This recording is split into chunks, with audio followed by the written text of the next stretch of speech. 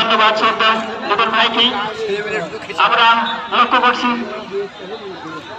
Charabari board Jessore বিজ্ঞান প্রযুক্তি বিশ্ববিদ্যালয় তারা প্রাণপণ ভাবে চেষ্টা করছে গোল পরিশোধের জন্য বড় হয়ে উঠেছে। প্রাণপণ চেষ্টা করে দেখা যাক শেষ পর্যন্ত তারা গোল পরিশোধ করতে পারে কিনা, অর্থাৎ তিন কাহিনীতে বল দেওয়া হতে পারে কিনা আমাদের প্রত্যাশা।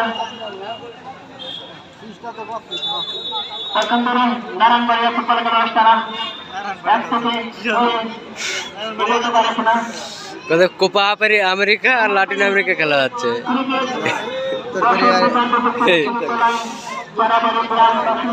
পশ্চিম কোরিয়া আর পূর্ব কোরিয়া। থেকে করে গোল আসে কিনা।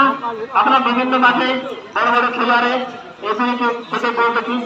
কিছুদিন আগে বাংলাদেশের হামদাদান চৌধুরী তিনিও একটা গোল করেছিল সিঙ্গাপুরের বিরুদ্ধে। বল চলে গেল মাঠের বাইরে। যশোর বিজ্ঞান প্রযুক্তি বিশ্ববিদ্যালয় চড়াবাড়ি দ্রুত মাঠে বলের সংকট।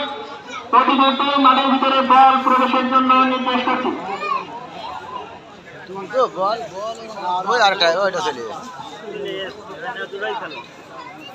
টেকনাফ থেকে তেতুলিয়া, রূপসা থেকে পাঠানিয়া, বান্দরবন থেকে সুন্দরবন, ইস্ট বেঙ্গল থেকে নর্থ বেঙ্গল, সারা বাংলাদেশ কাঁপানো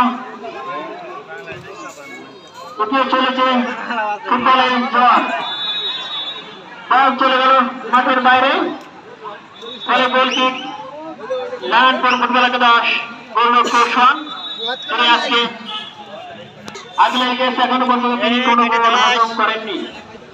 তারই ফলে তারা তার দল যে একটি গোল দিয়েছিল 10 নম্বর জার্সি পরিহিত খেলোয়াড় তারই গোলে এখনো পর্যন্ত 1-0 গোলে এগিয়ে আছে নারায়ণপুর ফুটবল একাদশ।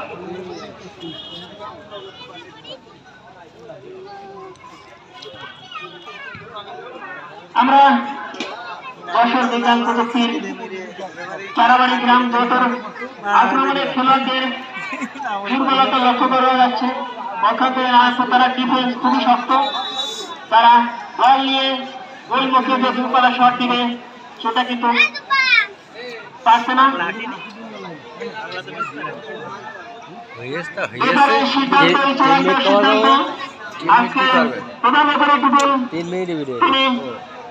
বিভিন্ন ভাবে খেলা পরিচালনা করে থাকেন।